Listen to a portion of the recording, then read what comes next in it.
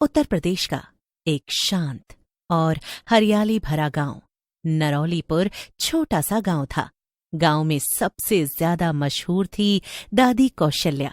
सब उन्हें कौशल्या दादी कहते थे। दादी की उम्र कोई 80 के पार होगी, पर उनका जोश बच्चों से भी ज्यादा था। वो हर साल गर्मियों में आंवले का मुरब्बा बनाती थीं। ऐसा स्वाद जो पूरे जिले में मशहूर था। चलो रे बच्चों, देखो मुरब्बा तैयार है। मीठा भी है, खट्टा भी। दादी, इसमें आप क्या डालती हो? ये इतना स्वादिष्ट कैसे होता है? बच्चा, इसमें बस प्यार डालती हूँ और थोड़ा सा मेरा राज। गांव के लोग दादी की पूजा करते थे। हर कोई कहता दादी के मुरब्बे में जादू है। लेकिन गांव के बुजुर्गों में कुछ ऐसे भी थे जो दबी जबान में कुछ और कहते थे। दादी कौशल्या पहले भी एक बार मरी थी, 30 साल पहले। क्या? फिर अब ये दादी कौन? पगला गया है तू। छोड़ इन बातों को, लेकिन याद रखना, अमावस की रात मुरब्बा मत खाना, कभी नहीं। अमावस्या की रात आ जाती है और दादी ने सब बच्चों को बुलाया। मुरब्बा तैयार है। राहुल, चिंटू, पिंकी सब आए, लेकिन उस रात मुरब्बे का स्वाद कुछ अजीब था। दादी, इसमें अजीब सी गंध आ रही है, जैसे कोई जलता हुआ मसाला हो।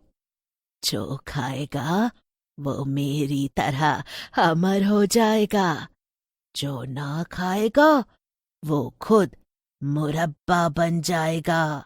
बच्चे डरते हैं, लेकिन अचानक दरवाजा अपने आप बंद हो जाता है। दादी धीरे धीरे अपना चेहरा उठाती है। चेहरा सड़ा हुआ, आंखें लाल। ये मुरब्बा तुम जैसे बच्चों से ही बना है, जो झूठ बोलते हैं, चोरी करते हैं और जो मुझ पर हंसते हैं। बिजली कड़कती है, चारों तरफ खून की बूंदें गिरने लगती हैं। सब बच्चे वहां से भागने लगते हैं। तभी उन्हें एक पुराना संदूक दिखाई देता है। ये क्या है? वो संदूक खोलते हैं। उसमें एक अखबार की कतरन होती है। राहुल उसे खोलकर पढ़ने लगता है तो उसमें लिखा था, 1985 में एक महिला कौशल्या देवी अपने घर में आग लगने से जलकर मर गई। उनका मुरब्बा व्यवसाय भी जलकर राख हो गया। अरे ये देखो, इसमें कुछ और भी है। ये कुछ लपेट कर रखा गया है, और देखो साथ में एक पत्र भी है। किसका हो सकता है ये? राहुल उसे खोलता है तो उसमें आंवले का मुरब्बा था और उसमें तैरता है एक लाल बाल। और पत्र में लिखा था, मैं मिठास छोड़ चुकी हूँ, पर तुम्हारे जैसे बहादुर बच्चों से अच्छा स्वाद कुछ नहीं। सब बच्चे मंदिर की तरफ भागते हैं। मंदिर में उन्हें पंडित पुजारी मिलता है। पंडित जी, हमें उस भूतिया दादी से बचाओ।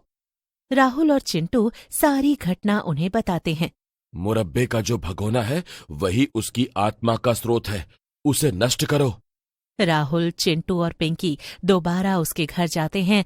तब वो दादी घर पर नहीं होती। वो सब उसके मुरब्बे के भगोने को उठाकर गांव के तालाब में फेंक देते हैं। दादी की आत्मा चीखती है, नहीं, मेरे मुरब्बे को मत बहाओ, वो मेरी अमरता है, मेरी मिठास है वो। आत्मा आग की लपटों में जलती है और गायब हो जाती है। 6 महीने बाद गांव में फिर कोई मुरब्बा नहीं बनता। दादी की हवेली बंद कर दी जाती है। लेकिन एक दिन राहुल के दरवाजे पर एक कांच की शीशी आती है। उसमें हरा भरा मुरब्बा होता है और एक पर्ची। राहुल उस पर ध्यान नहीं देता और अपने स्कूल चला जाता है।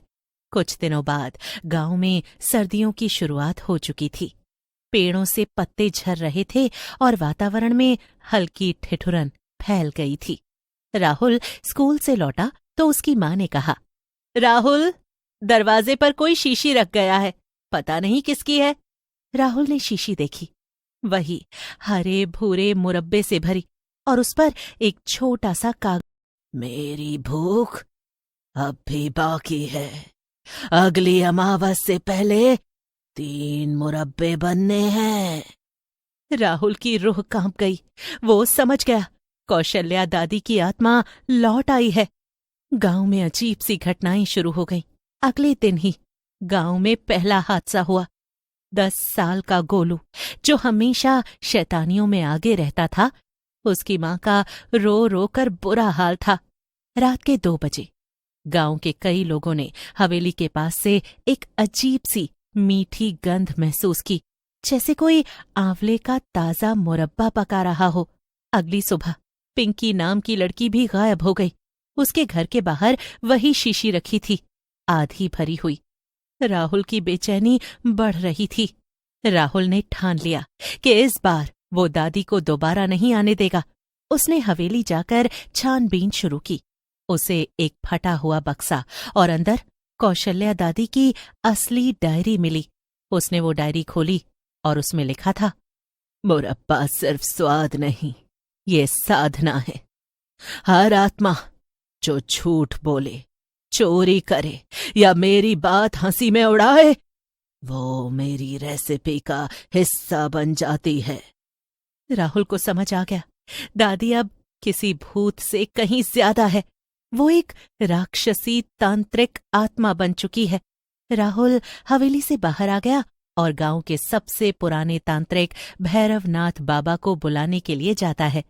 भैरवनाथ बाबा एक गुफा में तपस्या कर रहे होते हैं। बाबा, हमारी मदद करो और इस भूतनी दादी से बचाओ।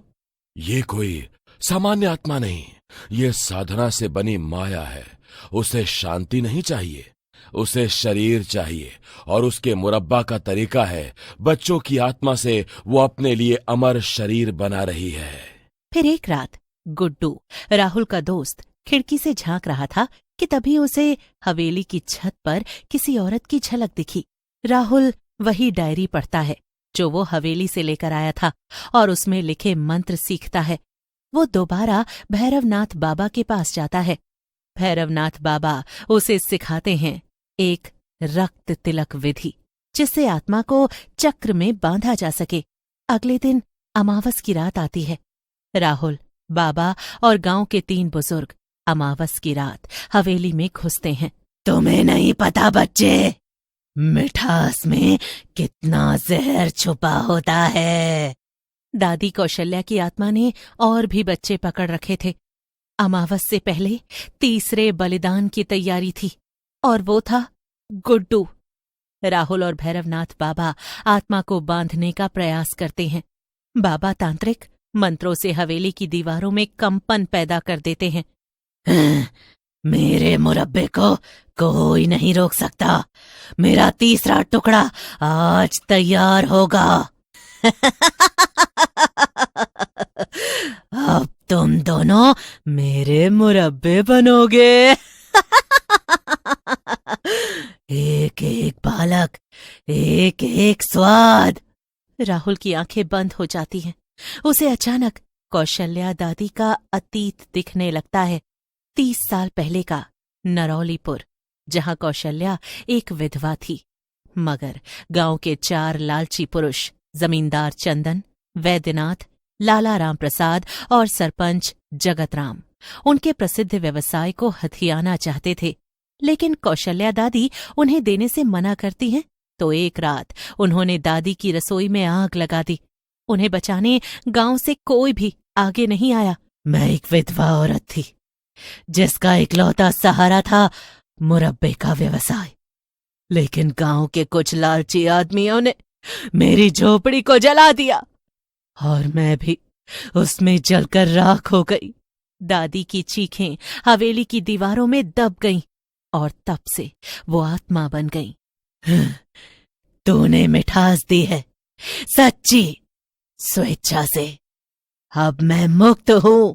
सुबह की रोशनी में तू जीत गया, मिठास से ही श्राप को हराया गया। 1 साल बीत चुका है।